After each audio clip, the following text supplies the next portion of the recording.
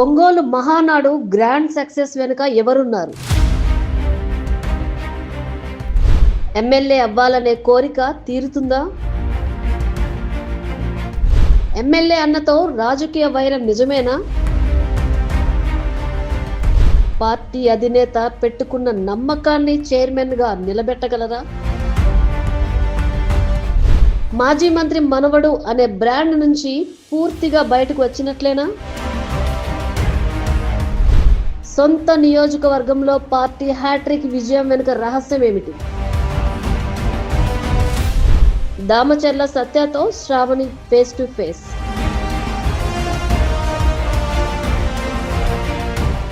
నమస్తే సత్య గారు.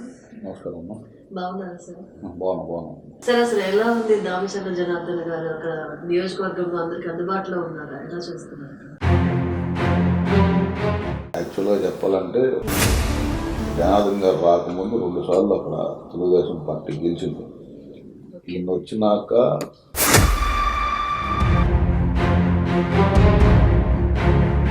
కొండేపిలో మినిస్టర్ కన్నా కూడా మీరు మీ నాన్నగారి పెత్తనమే ఎక్కువగా ఉంటుంది, అంతా కూడా ఏం చేసినప్పుడు మీ కన్సర్న్లోనే జరుగుతుంది అంటున్నారు. అంటే అమ్మా ఆ కాన్స్టిట్యున్సీ మాకు రాజకీయాల కంటే ముందు మహానాడు చేశారు కదా అక్కడ, అందులో అసలు మెయిన్ క్యారెక్టర్ మీరే అంటారు కదా. అంటే ఆ రోజు అప్పుడున్న పరిస్థితిలో జగన్మోహన్ రెడ్డి పరిపాలన ఎంత దారుణంగా ఉందంటే ఎప్పుడు అరెస్ట్ చేస్తారో తెలియదు, ఇంటికి ఎప్పుడు పోలీసులు వస్తారో తెలియదు పరిస్థితిలో పెద్దలు గుడిపాటి రవికుమార్ గారు కానీ ఏలూరు సాంబశివరావు గారు కానీ ఇది ఒక బాధ్యతగా తీసుకొని ఆ మహానాడు చాలా గ్రాండ్ సక్సెస్ చేయగలిగారు.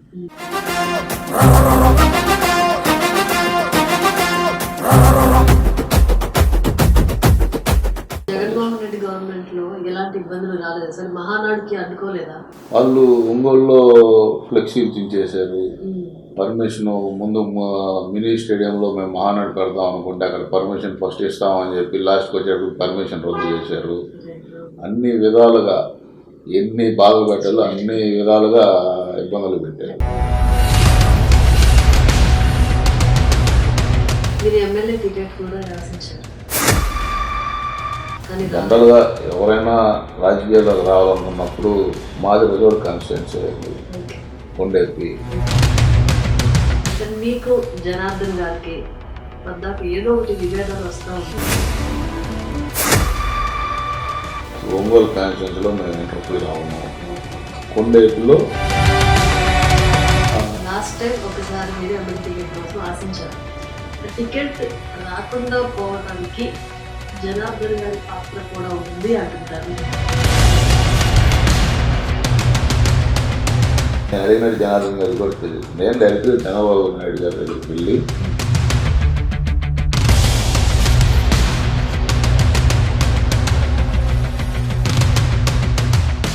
కార్యకర్తల్లో కొంచెం ఒక రకమైన భయం ఉంది. అంటే వీళ్ళిద్దరేమో అన్నదమ్ములు ఇద్దరు స్టేజ్ మీద పొగుడుకుంటూ ఉంటారు ఒకరినొకరు, మళ్ళీ తర్వాత ఏదో విభేదాలు వస్తూ ఉంటాయి.